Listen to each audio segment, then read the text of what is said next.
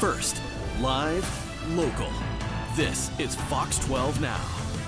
I'm Greg Nibbler, live here in the Fox 12 Oregon newsroom. This is Fox 12 Now. Thanks for joining us. You know, with this summer weather and a lot of people out there taking trips, we wanted to take a look at some different places that you can visit. Travel Oregon has a new Experience Indigenous Oregon guide out that showcases and lets you know about various places and cultural centers that you can take a trip to learn more about tribes in this state and even beyond.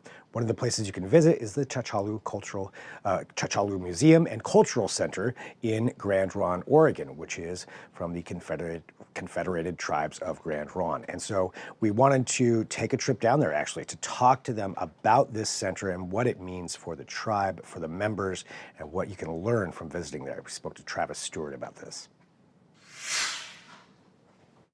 Thanks for sitting down with us. Sure to talk about this. I'm happy to be here and excited to learn more. And I think to do that, just to start off, can you tell us, where are we right now? We are at Chachalu Museum and Cultural Center.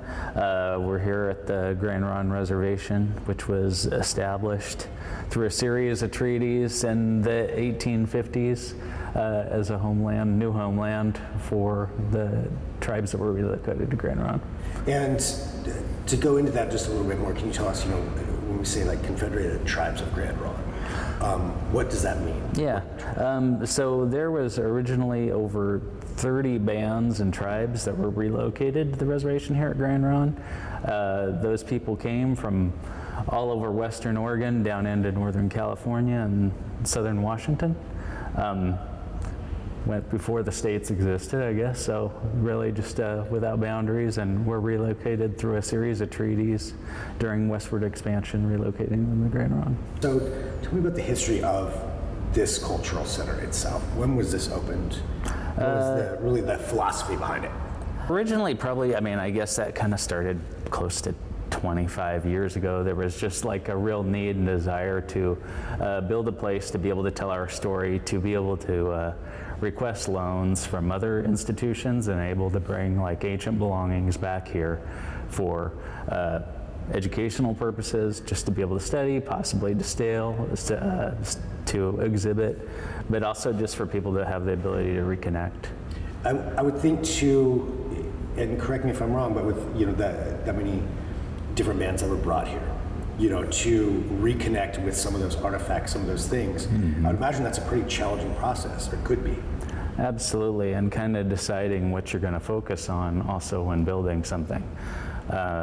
Initially, we had worked with some outside designers and people that had opened several museums across the country and outside of the country. And at the end of the day, they were telling a story in a very familiar way, as we'd been told, really, growing up in school. And we ultimately decided that we wanted to do something different. Yeah, to change it up from what it is that you had learned. What were some of the biggest changes, or what was that process like? I think just kind of decolonizing the museum space in general. When you come into Chachalu, you're not going to see a bunch of text panels. It's not a library, although we do have like a research library. The focus is mainly on the membership and the tribal members that live in the community, and to come in here and to be able to just reconnect with space, get tips to go out back onto the land. We highlight the lands where the people came from, and not so much we're located in Grand Ronde, but that's not where these people came from. You can't focus on a certain language because there's multiple languages spoke here, and different people, different cultural groups, and really trying to just encourage the membership to go out onto the land and learn those lessons that are still there to teach them. So doing that, going out in the land, and then also I would imagine telling their stories, their passed down stories or family stories or things like that. Does that play a big role? And this is a place for that. We also have a cultural education program that runs out of the building as well. We offer classes. In the past, we've brought in loans from other museums, and part of the curriculum based behind that was to recreate things that were brought in from those collections. I think that across Indian country, there's always been an issue with belongings and personal belongings being housed in collections that are rarely seen by anyone and displayed out of context, as where like the real meaning comes from having those amongst the people who know how to make them. and destigmatizing those collections and kind of reclaiming them. And the thing is that we've been very successful in like having the membership learn about those materials that go into making things, where they came from, whether that's identifying like a food source from another part of Oregon that was a historical food, a cultural food, and being able to prepare those things. All that kind of goes into this place, and just wanting to keep the culture living as much as possible. So finding that tie from, you know, wherever back when, and connecting that here to the modern center. So, and that is really focused. A lot of it is landscape focused here at the museum. Also, you're not going to come in here necessarily and see a lot of like timelines and historical exhibits on our connection to westward expansion.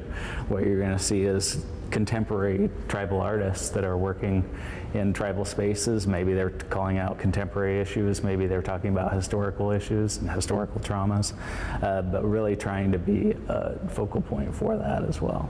And ultimately, as we were kind of saying, you're telling their own story, each individual story, but also as a whole, seems to be.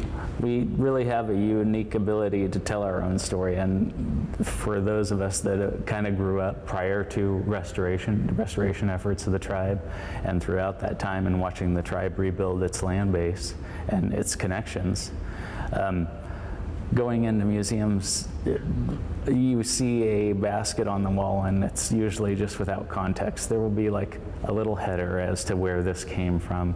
It doesn't necessarily say who were the people that were made this? What are the connections between those people and our people now? Right. Yeah. Yeah, it could just be, you know, a thing on the wall. It has a lot of meaning, but that connection to the people seems to be the most important. Yeah, and a lot of like even traditional arts aren't necessarily meant to be displayed like year-round anyway. So you see these things gathering dust in museums. However, that takes away a lot of the life of those belongings to begin with. I mean, people had deep connections to those things, deep connections to the artwork. And to show them out of context really diminishes their power, you know? And what does it mean to you to have a place like this, you know, and what it represents for telling these stories? I mean, it wasn't something that I necessarily saw happening in my lifetime. It wasn't like this when I grew up. But after the tribe's restoration, we were a very small community. A lot of the tribal membership had moved outside of the area due to efforts on behalf of the U.S. government and relocation programs. And having the casino go in and have like kind of the monetary means to be able to rebuild these things, and the foresight to know that we needed a home for these things and a place to be able to tell our story. And as where a lot of museums are really focused on their visitors from outside the area, we totally appreciate that, and we do have we have guests from all over the world. However, our main focus is the community and the tribal membership. And having the tribal membership have a place to go to tell their own stories and learn, I would imagine, too. Absolutely. At the same time. And as I mentioned, we do have like our research library as well. So you have a lot of historical traumas that are associated with not even being aware of their own culture. You have people returning to community that have been away, their families have been, their grandparents moved away 50 years ago, you know? Right. So you have people returning to community and wanting to rebuild those connections. Those people had grown up in a time where they were ashamed to be Native people, and being able to mitigate some of that trauma and create a safe space for them to come back and learn and reconnect. Yeah, to come back and say, hey, I lost connection with some of this, and to be able to come here and learn about that, and that's pretty amazing. Can you tell me about the name of this place, what that means? Chachalu means the place of burnt timber.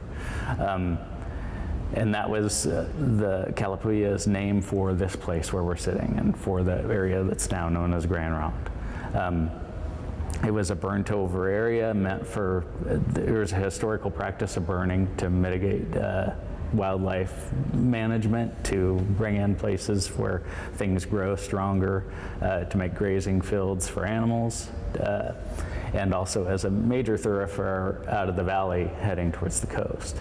So you had a lot of people traveling through this area, and we just wanted to give it that historical name that was more... Yeah. Ties that, again, that context to tying it back to burnt woods. And ultimately in a language that hadn't been spoken here. And 75 years. Yeah, what is that like, bringing the language back? I mean, and finding people that even speak the language, I would imagine, could be an issue. The return of the language has been a pretty constant effort since the 70s. As I mentioned, there were several languages spoken here. However, like a common language amongst most of those groups that were relocated, it was Chinakwawa. We now have an immersion program in which kids exclusively learn in Chinakwawa until they travel to the local public schools. There's a lot of teachings, cultural teachings, history that can be conveyed in language that don't necessarily translate.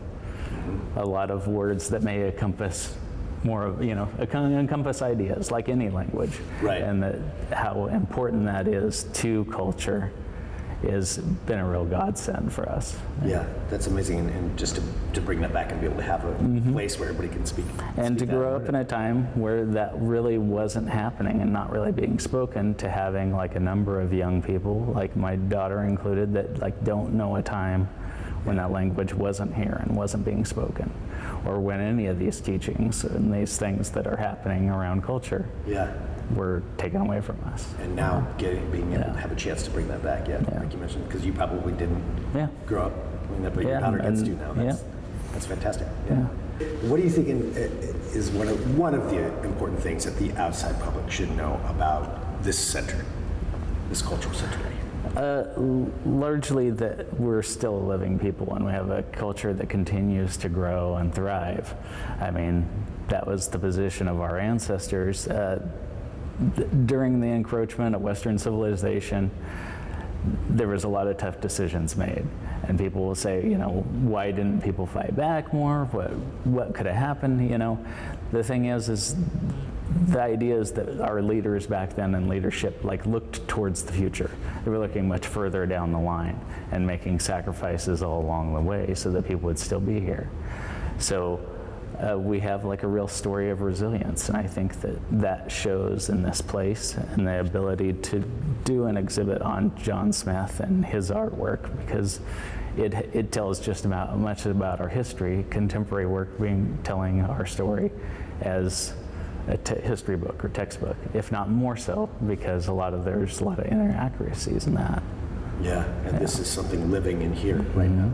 Yeah, you can see that it is a living history and culture that we're dedicated to preserving and just creating a place where that can happen and thrive. Amazing. John Smith was a tribal artist, really prolific painter. A lot of his work was done on using recycled materials. So the bulk of this exhibit is done on pizza boxes. The exhibit's entitled Cycle, kind of as a nod to kind of the cycle and paths that we take in life, but also because he was an avid cyclist. To continue even on the John Smith, so also another story of a family and an individual that was relocated due to relocation programs during termination era. Which was a program I don't know how much the public knows about, that is in the nation's recent history, that they were relocating families from reservations, in addition to those boarding schools that that have been in the news a lot. There was also relocation programs to send these people to big cities like San Francisco, Minneapolis, with the idea of kind of assimilating natives into Western society. However, those people all find each other, and tribes restored. Those people have returned home, and that's what we're trying to do here, is really just create more of a place to bring them home to. A place for the people who had to come home and have a sense of that community and family. Yeah. And that's what this can do. This is that beacon. That's the hope. Awesome. The building we're in, the department we're in, so even the Cultural Center is housed within the Tribe's Cultural Research Department, which hosts archaeology department, research library, as I've mentioned. We also have an arts program, public arts program, that offers a fellowship program to peoples of Western Oregon, tribal people of Western Oregon, to apply for grants to help them in funding for personal projects, but also increasing awareness in the public through public art, and trying to get push people into the public art world. So we have a lot of public art projects that have gone on out in the homelands and really pushing that story into the homelands. So like as I had mentioned, a lot of the focus of the museum is on the landscape and encouraging the people to go out into those spaces. That is a benefit to many of our visitors that are non-tribal people as well. So if we're talking about Southern Oregon or the Portland area, having those people to better reconnect with the land in those places is a benefit to all of us. So when they understand the resources that are in those areas, how they were traditionally taken care of and managed, is a benefit for everyone kind of moving forward, because we've only got, that's all we really have in the end is the lands.